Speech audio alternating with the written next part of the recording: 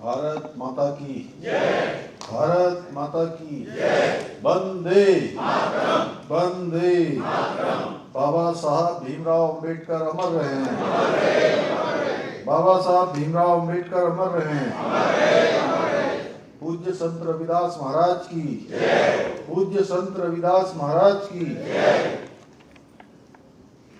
राष्ट्र भक्ति आश्रम ट्रस्ट और पूज्य साध्वी रेणुका जी के संयोजन में आयोजित आज इस कार्यक्रम में मंच पर आसीन अभी आप सब लोगों ने जिनको सुना, जिनका एक कई दशकों का सामाजिक और राजनीतिक जीवन का अनुभव है, अनेक पदों पर रहे हैं, अनेक पदों का दायित्व निभाया है, ऐसे पूर्व राज्यपाल पूर्व मुख्यमंत्री श्रीदेव कोश्यारी जी और पूज्य साध्वी रेणुका जी, स्वामी निरंजन चैतन्य महाराज जी, गंगोत्री धाम, श्री विनय रोहेला जी, राष्ट्रीय स्वयंसेवक संघ के प्रांत कारवा आदरणीय दिनेश सेमवाल जी, विधायक कपकोट श्री सुरेश दरिया जी, विधायक उन्नाव उत्तर प्रदेश श्री बम्बालाल दिवाकर जी, पद्मश्री बीके संजय जी, श्यामलाल दहरे जी, राजमहन सेन थापा जी, डॉक्टर मनोज त्यागी जी, अनिल मोंगा जी, रवि जी और हमारे सभी आए हुए संपूर्ण भारत से। और जैसा अभी यहाँ पर बताया गया कि 12 प्रांतों से, देश के 12 प्रांतों से, और मैं इसको पूरे समाज की क्रीम कहूँ। साध्वी जी, तो कोई अतिशयोक्ति तो नहीं होगी। आपने जैसा मुझे बताया कि प्रमुख लोग आए हैं, अनेक विद्वजन आए हैं, अनेक क्षेत्रों में जिनको विशिष्टताएं प्राप्त हैं, अनेक अनुभव जिनको प्राप्त हैं, अनेक उपाधियां प्राप्त हैं, ऐसे 12 प्रांतों से और अन्य स्थानों से आए हुए सभी आप सभी को मैं देवभूमि उत्तराखंड मुख्य सेवक सदन सभागार में आप सबके पधारने पर, आपके आने पर मैं अपनी ओर से आप सभी का हृदय से स्वागत करता हूँ, आपका अभिनंदन करता हूँ। और आज थोड़ा सा साध्वी जी जैसा चाहती थी वैसा कार्यक्रम उस तरह से बहुत उस तरीके से नहीं हो पाया, क्योंकि आज एक दुखद घटना यहाँ पर हुई। आज प्रातःकाल 9 बजे के आसपास हरिद्वार में मनसा देवी मंदिर में कुछ लोगों ने अफवाह फैला दी वहाँ पर कि करंट आ रहा है। इस कारण भगदड़ मच गई और उसमें 6 लोगों की दुर्भाग्यपूर्ण रूप से उनकी मृत्यु हो गई और कुछ लोग घायल हुए हैं। हालांकि सभी घायलों को अस्पताल पहुंचा दिया गया है और जो 6 लोगों की दुर्भाग्यपूर्ण घटना में जान गई है, मैं भगवान से प्रार्थना करता हूं कि भगवान उनको अपने श्री चरणों में स्थान दे और जो सभी घायल हैं उन सभी को जल्दी से स्वास्थ्य लाभ हो। भाई बहनों, आज के अवसर पर मैं आप सभी ने मुझे इस अभिनंदन समारोह के माध्यम से समरसता के भाव से ओतप्रोत आप सभी का आज ये एक विशिष्ट कार्यक्रम में यहाँ पर आप सबका सानिध्य प्राप्त हो रहा है और मुझे भी आप सबके बीच में आने का शुभ अवसर प्राप्त हुआ, आप सबसे मिलने का अवसर प्राप्त हुआ। परंतु यह आज चूँकि अभिनंदन का कार्यक्रम था और आप सब ने मेरा अभिनंदन भी किया, प्रोत्साहन भी किया, परंतु मेरा मानना है कि यह अभिनंदन मेरा नहीं बल्कि उत्तराखंड की 1.25 करोड़ देवतुल्य जनता का अभिनंदन है, जिन्होंने इस समान नागरिक संहिता को, इस पहल को साकार करने के लिए हमारे प्रधानमंत्री श्री नरेंद्र मोदी जी के नेतृत्व में और उनके मार्गदर्शन में उत्तराखंड के अंदर एक नया इतिहास बनाने का काम किया। एक परिपाटी उत्तराखंड के अंदर थी कि हर बार विधानसभा के चुनाव होते थे और हर चुनाव में सरकार बदल जाती थी। चलती हुई सरकार, चुनाव आते ही नई सरकार आ जाती थी, नई पार्टी की सरकार आ जाती थी। पहली बार उत्तराखंड की जनता ने इस परिपाटी को बदला और एक मिथक था, इस मिथक को तोड़ दिया और उत्तराखंड में दोबारा से मैंने जो मेरी पार्टी का संकल्प था, आदरणीय प्रधानमंत्री जी की प्रेरणा से, उनके मार्गदर्शन में जो संकल्प प्रस्तुत किया था कि हम नई सरकार में आएंगे या नई सरकार का गठन होगा, तो सबसे पहले हम जो बाबा साहब डॉक्टर भीमराव अंबेडकर जी जब भारत के संविधान को बना रहे थे, उस समय उन्होंने संविधान के अनुच्छेद 44 में जो प्रावधान किया था कि देश के अंदर रहने वाले सभी, चाहे किसी पंथ का हो, किसी जाति का हो, किसी समुदाय का हो, सभी के लिए एक समान कानून होना चाहिए। भाइयों बहनों, जैसे ही उत्तराखंड की जनता का आशीर्वाद मिला और हम दोबारा से सरकार में आए और हमने सबसे पहले कोई काम किया तो वो समान नागरिक संहिता को लागू करने के लिए ड्राफ्ट कमेटी का हमने गठन कर दिया। यानी कि अगर मैं कहूँ वायदा, ये वायदा नहीं था, क्योंकि वायदा टूट जाता है, आप सभी जानते हैं। ये हमारा वचन था, ये हमारा संकल्प था जो हमने आगे बढ़ाया और इस वर्ष 27 जनवरी 2025 से देवभूमि उत्तराखंड में ये समान नागरिक संहिता का कानून लागू हो गया है। और आप सब ने जो मेरा आज यहाँ सम्मान किया या मेरा प्रोत्साहन किया, मुझे प्रेरित किया आगे काम करने के लिए, मैं इस सम्मान को परम पूज्य भारत रत्न बाबा साहब डॉक्टर भीमराव अंबेडकर जी एवं उन सभी संविधान निर्माताओं को समर्पित करता हूं जिन्होंने ऐसे भारत की प्रस्तावना की जिसमें सभी वर्गों को समान अवसर मिले, समान अधिकार मिले। और भाइयों बहनों, भारतीय संविधान के निर्माण में बाबा साहब अंबेडकर जी का योगदान प्रत्येक देशवासी के लिए जो रहा है, प्रत्येक देशवासी उनका कृतज्ञ रहेगा। उन्होंने संविधान की प्रस्तावना में ही ये सुनिश्चित कर दिया कि न्याय, स्वतंत्रता, समानता और बंधुत्व भारतीय गणराज्य के मूल स्तंभ होंगे। आदरणीय प्रधानमंत्री श्री नरेंद्र मोदी जी के मार्गदर्शन में हमारी सरकार ने राज्य में समान नागरिक संहिता को लागू करके सच में बाबा साहब के सपनों के निर्माण की दिशा में ऐतिहासिक कदम उठाकर बाबा साहब को सच्ची श्रद्धांजलि अर्पित करने का प्रयास किया है। ये काम थोड़ा कठिन भी था, आप सभी जानते हैं, क्योंकि इसमें कई प्रकार की बाधाएं थी।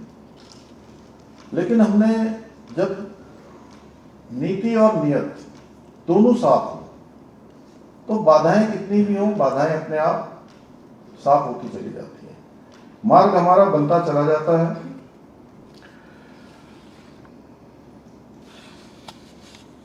राज्य के अंदर भी ये यूसीसी लागू होने के बाद न केवल राज्य के सभी नागरिकों को समान अधिकार प्राप्त हुए हैं, बल्कि मैं हमेशा एक बात कहता हूं कि ये जो समान नागरिक संहिता का जो कानून है, ये कानून देश की 50% आबादी, उस देश की 50% आबादी का 100% का कानून है।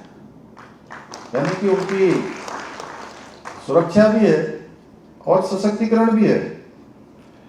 और समान नागरिक संहिता का उद्देश्य भी है कि उन भेदभावों को समाप्त करके राज्य के सभी नागरिकों के एक समान न्याय संगत व्यवस्था को सुनिश्चित करना है।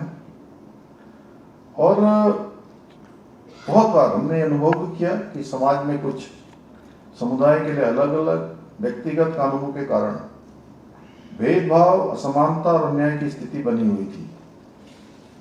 और यूसीसी के माध्यम से उत्तराखंड की मुस्लिम बहन बेटियों को भी बहुत सारी जो कुरीतियां थी, हलाला, इद्दत, बहुविवाह, बाल विवाह, 3 तलाक, इन सब कुरीतियों से मुक्ति मिली है। सच में आप सोचिए थोड़ा कि उनके जीवन में कितनी कठिनाई होगी। इसके साथ ही यूसीसी लागू होने से अब किसी भी महिला को उत्तराधिकार या संपत्ति के अधिकार में भेदभाव का सामना भी नहीं करना पड़ेगा। भाई बहनों, ये देश का दुर्भाग्य रहा है कि स्वतंत्रता के पश्चात कई दशकों तक हमारे देश में एक पार्टी सत्ता में रही है, जिसने मात्र वोट बैंक की राजनीति के कारण यूसीसी को लागू करने का साहस नहीं दिखाया। जबकि दुनिया के सभी विकसित राज्यों में, जितने भी डेवलप कंट्री हैं, सारी डेवलप कंट्री में, और जो दुनिया के प्रमुख मुस्लिम देश हैं, उन सभी मुस्लिम देशों में भी समान नागरिक संहिता का कानून पहले से ही लागू है। मैं आप सभी को बताना चाहता हूं कि उत्तराखंड में यूसीसी लागू करने के बाद जब भी हमारी मुस्लिम बहनें हमसे मिलती हैं तो वो हमेशा इस कदम के लिए मुझे धन्यवाद देती हैं। हमारे आदरणीय प्रधानमंत्री श्री नरेंद्र मोदी जी का धन्यवाद करती है कि हमने राज्य में यूसीसी लागू करने का साहस दिखाया है।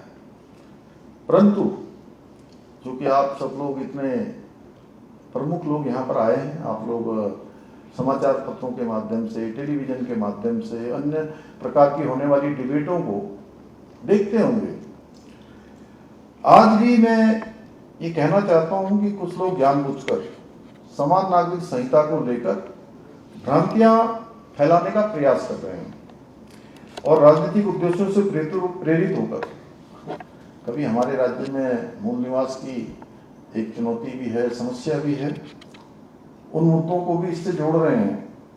तो कभी इसमें हमने लिव इन का भी प्रावधान किया है, उनके पंजीकरण का प्रावधान किया है। इसलिए मैं आज आप सबसे ये जरूर कहना चाहता हूं, आप सबके माध्यम से, कि कोई भी व्यक्ति राज्य का इससे मूल निवासी नहीं बन जाता है, उसके अलग प्रावधान है। जहां तक लिव इन का प्रश्न है, हमने इसमें जो प्रावधान किए हैं वो केवल और केवल जो हमारी बहन बेटियां हैं उनकी सुरक्षा के लिए, उनकी सुरक्षा को प्राथमिकता देते हुए, सबसे पहले उनकी सुरक्षा को मानते हुए इसका प्रावधान किया है। आज हम देखते हैं कि लिव इन के कारण कितनी बार न केवल महिलाओं को बल्कि पुरुष वर्ग को भी बहुत सारी समस्याओं का सामना करना पड़ता है, बहुत सारी दिक्कतें उनके सामने आती हैं। और इसके अतिरिक्त देश में बहुत सारी घटनाएं ऐसी हैं। आप सबको अगर याद होगा 2022 में दिल्ली में एक श्रद्धा बालकर और मेहताब नाम के एक ऐसे अपराधी, जिसने उस बेटी के, उस बहन के साथ में रहते रहते टुकड़े टुकड़े करके फ्रिज में रख दिया और कई महीनों तक उनके माता पिता, वो सोशल मीडिया के माध्यम से बात करता रहता था। उनके माता पिता को लगता था कि हमारी बेटी जीवित है। भाई बहनों, हमने इस प्रकार की बेटियों की सुरक्षा के लिए भी ये प्रावधान किया है। इसके साथ साथ बहुत बार ये जो लिव इन में रहने वाली, ये लिव इन कोई हमारी संस्कृति का हिस्सा नहीं है, लेकिन हम लोकतांत्रिक मूल्यों पर विश्वास रखने वाले, माननीय सुप्रीम कोर्ट ने भी इसमें कई बार निर्णय दिए हैं। साथ में रहने के कारण कई बार अच्छे संबंध और कुछ समय बाद खराब संबंध, फिर कोर्ट कचहरी, न्यायालय, ये सब मामले, तमाम प्रकार के पचड़े, ये उनकी जिंदगी के लिए चुनौतियां नहीं, पूरी जिंदगी खराब कर देती।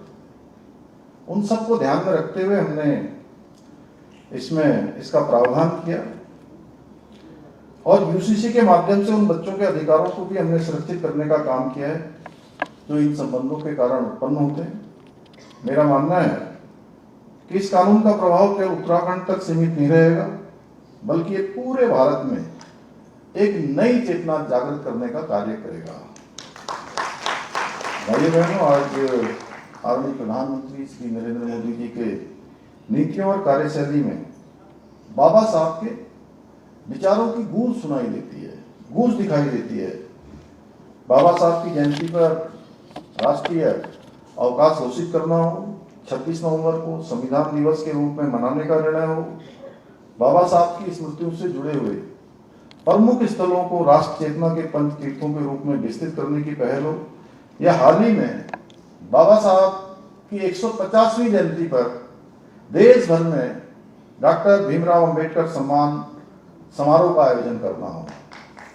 इन सभी निर्णयों के माध्यम से आदरणीय मोदी जी ने बाबा साहब को श्रद्धांजलि अर्पित करते हुए उनके विचारों और योगदानों को जन जन तक पहुंचाने का काम किया है। आजादी के बाद पहली बार यदि किसी ने सच्चे मन से दलित समाज, अनुसूचित समाज, वंचित समाज, इन सब समाजों को मुख्य धारा से जोड़ने का काम किया है, तो आजाद भारत के इतिहास में पहले प्रधानमंत्री के रूप में आदरणीय नरेंद्र मोदी जी हैं। और उन्हीं के मार्गदर्शन में हमारी राज्य सरकार भी प्रदेश के अनुसूचित पिछड़े समाज को सशक्त, शिक्षित और आत्मनिर्भर बनाने के लिए हम हर संभव प्रयास कर रहे हैं। अभी विनय रोहेला जी ने बताया कि 14 अप्रैल को बहुत बड़ा आयोजन हरिद्वार में हमारी सभी जो हमारे पिछड़े, दलित, वंचित समाज के बीच में काम करने वाले 20 से भी अधिक संगठन थे, उन सारे संगठनों ने मिलकर एक कार्यक्रम का आयोजन किया था। वहाँ पर हम लोगों ने बाबा साहब के नाम से समरसता स्थल बनाने का भी उस दिन मैंने घोषणा करी थी, उस पर भी हमारा काम आगे बढ़ा है। और मुझे पूरा विश्वास है कि ये समरसता स्थल न केवल बाबा साहब के विचारों और दृष्टिकोण को जन जन तक पहुंचाने का प्रभावी माध्यम बनेगा, बल्कि समाज में समरसता, समानता और सामाजिक न्याय के मूल्यों को और अधिक सशक्त बनाने में अपनी बहुत महत्वपूर्ण भूमिका उसकी होगी। भाई बहनों, उसके साथ साथ अभी साध्वी जी ने कहा कि जो है कितने सालों से, 800 सालों से एक समाज है जो कभी टिका नहीं, कभी हिला नहीं, निरंतर आगे बढ़ता रहा। हमने भी आप ही से प्रेरणा लेकर राज्य के अंदर जो राज्य की डेमोग्राफी लगातार बदलती रही है, पिछले सालों में काफ़ी बदली है, यहाँ के सांस्कृतिक मूल्य और यहाँ की डेमोग्राफी ये न बदले, इसको सुरक्षित रखने का संकल्प लिया है। और हमने प्रदेश में धर्मांतरण विरोधी कानून, सख्त दंगा रोधी कानून लागू किया है। वहीं लैंड जिहाद, लव जिहाद और थूक जिहाद जैसी जिहादी मानसिकताओं के खिलाफ भी हमने कड़ी कार्रवाई सुनिश्चित की है। इसके अतिरिक्त अभी हमने प्रदेश में ऑपरेशन कालनेमी भी प्रारंभ किया है, जिसके माध्यम से राज्य में सनातन धर्म को बदनाम करने वाले ऐसे छद्म वेशधारियों को उनके खिलाफ सख्त कार्रवाई हम कर रहे हैं। मैं आज के इस अवसर पर आप सभी को आश्वस्त करना चाहता हूं कि हमारी सरकार देवभूमि उत्तराखंड की पवित्रता की रक्षा हेतु पूर्णतः प्रतिबद्ध है और हम सनातन धर्म के खिलाफ षड्यंत्र करने वालों का देवभूमि से पूरी तरह से सफाया करके ही दम लेंगे। भाई बहनों, हमारी सरकार बाबा साहब की प्रेरणा से उत्तराखंड को देश का श्रेष्ठ राज्य बनाने का अपना जो हमारा विकल्प रहित संकल्प है, उस संकल्प के साथ निरंतर काम कर रहे हैं।